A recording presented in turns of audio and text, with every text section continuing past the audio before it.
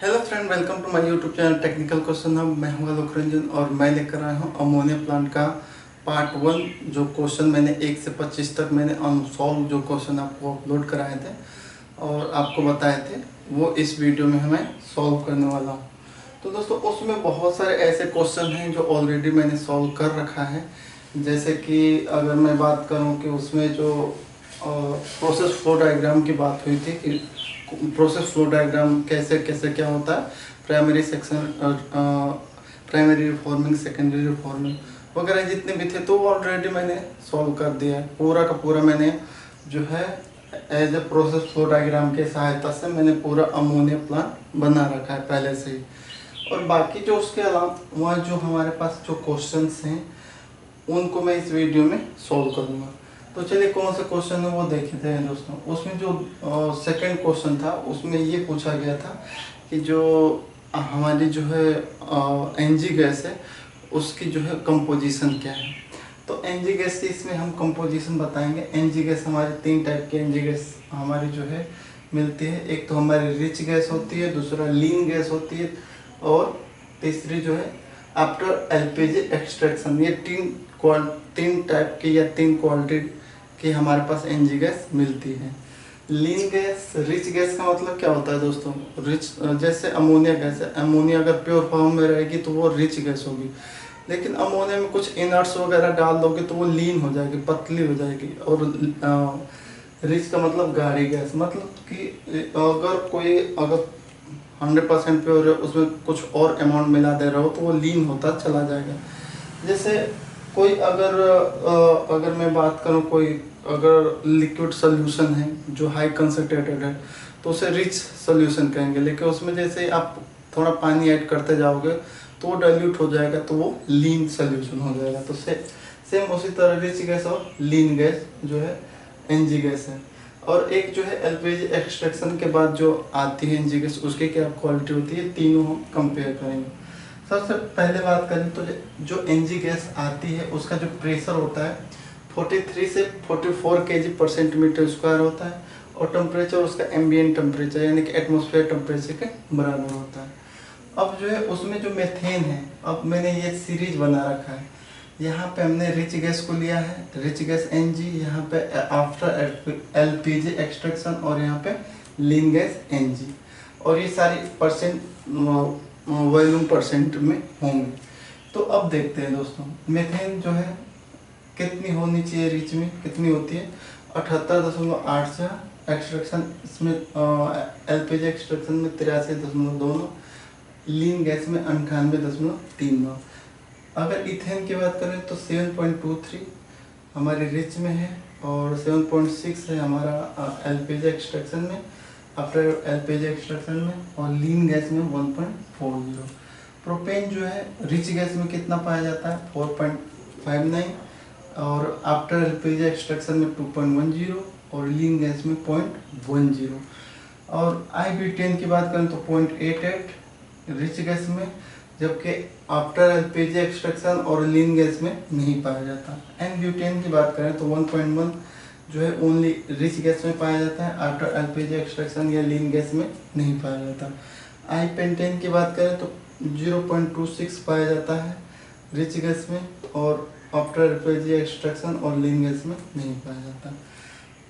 N-pentane की बात करें तो 0.24 पाया जाता है रिच गैस में, बाकी आफ्टर एलपीजी एक्सट्रैक्शन और लीन गैस में नहीं पाया जाता। एन-पेंटेन की बात करें तो 0.24 पाया जाता है रिच गैस में और एलपीजी एक्सट्रैक्शन में और लीन गैस में नहीं पाया जाता। हेक्सेन की बात करें तो 0.26 पाया जाता है रिच गैस में, जबकि आफ्टर एलपीजी एक्सट्रैक्शन और लीन गैस में नहीं पाया जाता। CO2 की बात करें तो CO2 6.49% पाए जाते हैं रिच में और 6.90 पाए जाते हैं आफ्टर एलपीजी एक्सट्रैक्शन में, और लीन गैस में बिल्कुल नहीं पाई जाती है। और O2 की बात करें ऑक्सीजन की तो 0.1 पाए जाते हैं रिच गैस में और 0.1 इसमें भी पाए जाते हैं, आफ्टर एलपीजी एक्सट्रैक्शन में भी 0.1 पाई जाती है और लीन गैस में भी 0.1 पाई जाती है। नाइट्रोजन की बात करें तो 0.01% पाई जाती है रिच गैस में और आफ्टर एलपीजी एक्सट्रैक्शन में भी 0.01 पाई जाती है और लीन गैस में भी 0.01 पाई जाती है। नेक्स्ट हम बात करें कि सल्फर कितना पाया जाता है। तो सल्फर जो है जो 10 ppm नॉर्मली पाया जाता है, लेकिन डिज़ाइन जो है हमारी अमोनिया प्लांट की डिज़ाइन इस बेस पे की गई है कि अगर 50 ppm भी सल्फर अगर आ जाए तो कोई दिक्कत नहीं है। 50 ppm मैक्सिमम डिज़ाइन है हमारा पूरा प्लांट सल्फर के लिए, लेकिन नॉर्मली जो सल्फर पाया जाता है वो 10 ppm पाया जाता है। तो एनजी गैस का टेम्परेचर, प्रेशर, उसके कंपोजिशन सारे एनालिसिस तो हो गई। अब जो नेक्स्ट क्वेश्चन उसमें था, उसमें ये था कि उसमें जो डीएम वाटर की जो है क्या है कि एनालिसिस क्या थे, यानी कि डीएम वाटर में क्या हमारा टीडीएस होना चाहिए, क्या हमारा सिलिका होनी चाहिए, उसका टेम्परेचर कितना होना चाहिए, उसका प्रेशर कितना होना चाहिए, ये था उस वीडियो में पूछा गया था। तो दोस्तों डीएम वाटर के एनालिसिस मैंने ऑलरेडी एक वीडियो जो बनाई है, आप मेरे जो है वीडियो के प्लेलिस्ट में जाएंगे और वहाँ पे आप जो है डीएम प्लांट, जैसे ही डीएम प्लांट की प्लेलिस्ट खोलेंगे तो उसमें एक क्वेश्चन आएगा कि difference between boiler feed water और डीएम वाटर। तो जब उसको आप देखोगे दोस्तों तो उसमें डीएम वाटर के सारे प्रॉपर्टी विथ हाई एक्सप्लेनेशन आपको मालूम चल जाएगी, तो इसलिए मैं इस वीडियो में उसे कवर अप नहीं किया है। तीसरा जो है क्वेश्चन टाइप ऑफ स्टीम पूछा गया है, तो मेनली जो है हमारे अनसैचुरेटेड, सैचुरेटेड और सुपर हीटेड 3 टाइप की स्टीम पाई जाती है। लेकिन दोस्तों उसमें बहुत सारी हैं, जैसे केएस है, एचएस है, एलएस है, डिफरेंट टाइप की स्टीम है। लेकिन उनको इसमें मैंने इसलिए नहीं रखा क्योंकि वो जो है कैसे, कहाँ से एक्सट्रैक्ट हो रही हैं, वो सारी जो मतलब कहाँ पे वो बन रही हैं, तो जब हम हीट रिकवरी यूनिट बताएंगे तो उसमें सारे स्टीम के टेम्परेचर और प्रेशर बता देंगे दोस्तों। तो ये टाइप ऑफ स्टीम, बस ये समझो कि 3 टाइप की स्टीम पाई जाती हैं। अब उनका टेम्परेचर, प्रेशर जो है अलग अलग होता है। अनसैचुरेटेड यानी कि जिसे वेट स्टीम कहते हैं, सैचुरेटेड जो कंडेंसिबल है, जिसे हम प्रेशर और टेम्परेचर डाउन करके कंडेंस करा सकते हैं, यानी कंडेंसेट मिल सकता है। सुपर हीटेड ये जो है नॉन कंडेंसेबल होते हैं, इनका टेम्परेचर, प्रेशर जो है डाउन करके आपको कंडेंस नहीं करा सकते। बस उसको कंडेंस कराने के लिए उसको पहले जो है सुपर हीटेड स्टीम है उसका यूज जो है कई स्टेपों में करके उसका प्रेशर कई स्टेजों में अगर आप डाउन करते जाओगे तो एट लास्ट वो सैचुरेटेड हो सकती है। तो ये तीनों कैटेगरी तो आप पढ़े हो, सैचुरेटेड क्या होते हैं, अनसैचुरेटेड क्या होते हैं और सुपर हीटेड क्या होती है, वो तो आपको मालूम है। बाकी जो रहा इस स्टीमों के टेम्परेचर, प्रेशर क्या है, तो वो जब हम हीट रिकवरी यूनिट पढ़ाएंगे तो उसमें क्लियर कर देंगे। अब उसमें नेक्स्ट क्वेश्चन था कि कूलिंग वाटर पैरामीटर क्या है। तो कूलिंग वाटर पैरामीटर में जो है कूलिंग वाटर का टेम्परेचर जो इनलेट है वो 34 डिग्री होता है, आउटलेट टेम्परेचर 44 डिग्री होता है, और प्रेशर जो है 3.5 जो है नॉर्मली जो है नॉर्मल प्रेशर जो है उसका 3.5 होता है, लेकिन डिजाइन प्रेशर उसका कितना है 6 kg/cm²। नेक्स्ट बात करें फॉलिंग फैक्टर, और जो अपना कूलिंग वाटर है उसका फॉलिंग फैक्टर क्या है। फॉलिंग फैक्टर आप जानते हो कि हीट ट्रांसफर कोएफिशिएंट जब निकालते हैं तो फॉलिंग फैक्टर का यूज होता है। तो जो कूलिंग वाटर हमारा है, तो कूलिंग वाटर जो है फाउल करेगा तो सेल साइड में कितना कर सकता है दोस्तों, तो सेल साइड का और ट्यूब साइड, क्योंकि हम जो है हम कूलिंग वाटर है सेल साइड में भी यूज करते हैं, ट्यूब साइड में भी हीट एक्सचेंजर के यूज करते हैं। तो सेल साइड का जो है फॉलिंग फैक्टर की बात करें तो 0.00006 यानी कि 4 बार 0 उसके बाद 6 है m²/s centigrade upon kilo calorie, ये इस फॉलिंग फैक्टर के यूनिट है। अगर ट्यूब साइड की बात करें तो इसमें जो है 0.006 है, यहाँ पे 4 0 के बाद 6 था, यहाँ पे 3 0 के बाद 6 है और यूनिट वही है। नेक्स्ट बात करें, जो नेक्स्ट क्वेश्चन था कि सर्विस ईयर की क्या प्रॉपर्टी है। तो सर्विस ईयर का जो डिजाइन प्रेशर है दोस्तों वो 11 kg है और नॉर्मल प्रेशर उसका 7 kg है, लेकिन इंस्ट्रूमेंट एयर के भी यही है। इंस्ट्रूमेंट एयर के भी डिजाइन प्रेशर जो है 11 kg/cm² है और प्रेशर जो है 7 kg/cm² है। अब जो है समझनी ये है कि सर्विस एयर और इंस्ट्रूमेंट एयर में क्या डिफरेंट है। इस पे मैंने ढेर सारी वीडियो ऑलरेडी बना दिया है। इसमें थोड़ा सा मैं बता दूं कि जो सर्विस एयर होती है, तो सर्विस एयर का तो प्रेशर यहाँ पे सेम होता है, टेम्परेचर भी दोनों के सेम होंगे, लेकिन मॉइस्चर की अगर बात करें तो मॉइस्चर जो है सर्विस एयर को आप जानते हो कि सर्विस एयर को प्रोसेस एयर भी कहते हैं, यूटिलिटी एयर भी कहते हैं या सर्विस एयर भी कहते हैं। ये तीनों नाम जो है सर्विस एयर के हैं। तो अब प्रेशर और टेम्परेचर दोनों के तो सेम है, लेकिन दोस्तों सर्विस एयर में मॉइस्चर जो होता है सेचुरेटेड फॉर्म में होता है।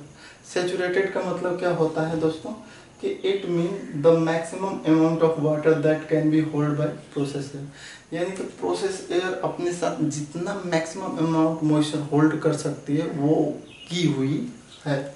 यानी मॉइस्चर सेचुरेटेड फॉर्म, यानी कि सेचुरेटेड का मतलब कि जो प्रोसेस एयर जितना मॉइस्चर अपने अंदर होल्ड कर सकती है वो की हुई है, उससे ज़्यादा वो नहीं करेगी। ये है इसका मतलब।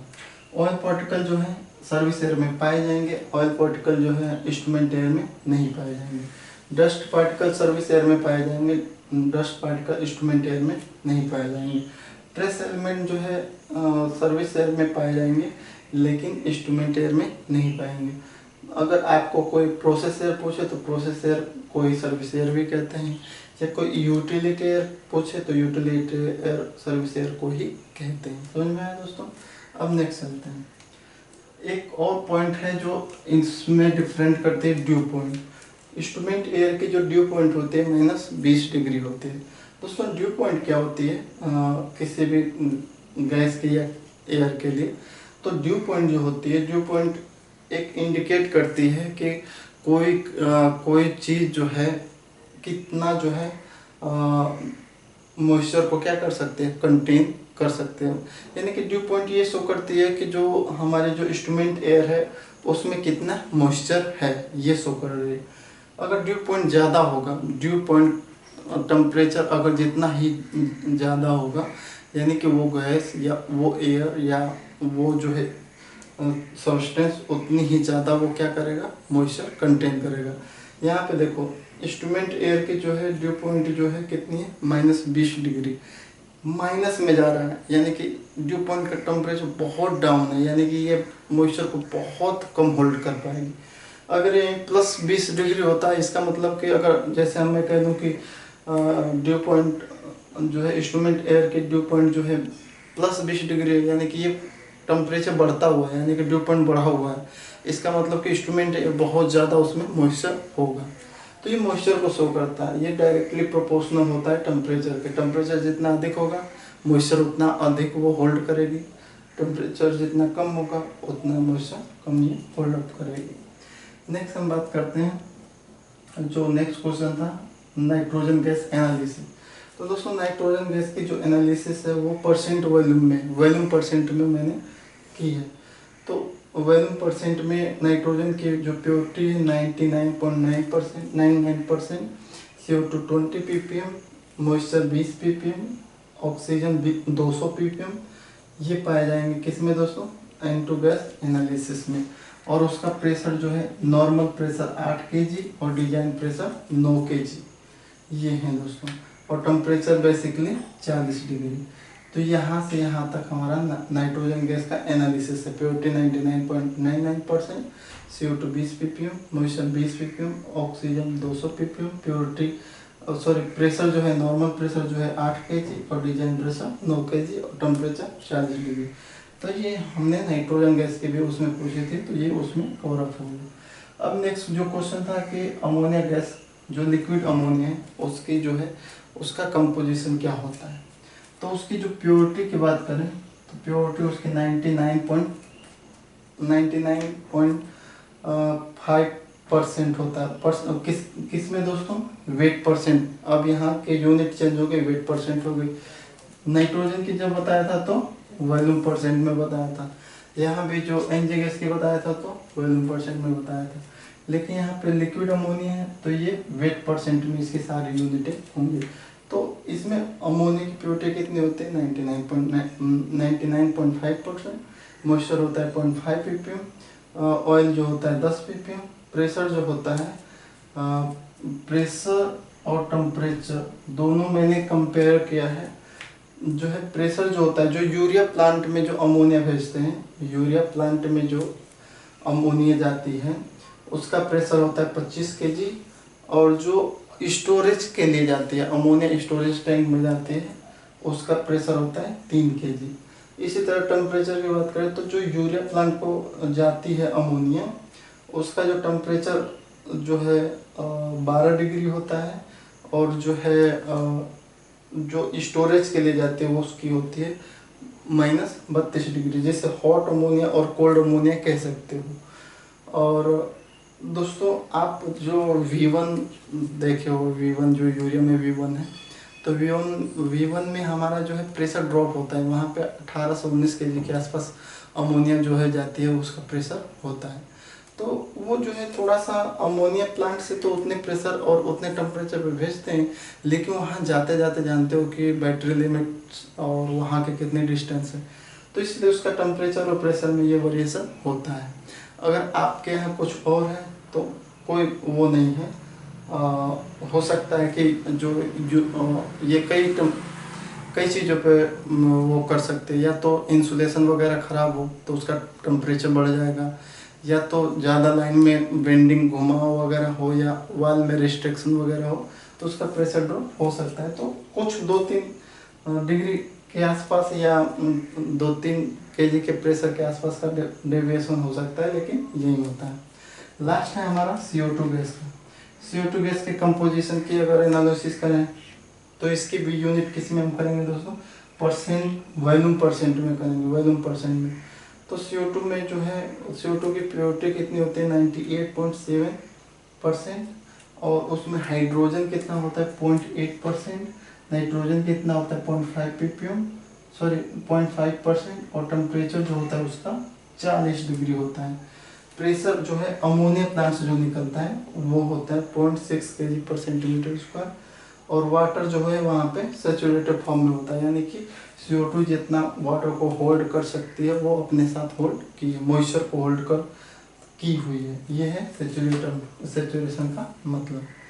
तो ये जो है पार्ट 1 का जो है मैंने ओवरऑल सारे क्वेश्चंस बता दिए। नेक्स्ट मैं वीडियो बनाऊंगा तो उसमें desulphurisation, primary reformer, secondary reformer, या शिफ्ट कन्वर्टर, या CO2 रिमूवल सेक्शन, जितने सारे क्वेश्चन मैंने ऑलरेडी अपलोड कर रखे हैं उनके सारे जो है नेक्स्ट वीडियो में उनके सारे आंसर मैं दूंगा। आपको ये कैसा लगा, इसमें से अगर कहीं कन्फ्यूजन है, कोई गलत है तो वो प्लीज़ मुझे बताइए, क्योंकि मैं भी इंसान हूँ, गलती मुझसे भी हो सकती है। और इसमें और कोई क्वेश्चन जो है आपको डीपली चाहिए तो वही बताइए, वो मैं अलग से उसका आंसर दूंगा। वीडियो को देखने के लिए धन्यवाद। जय हिंद दोस्तों।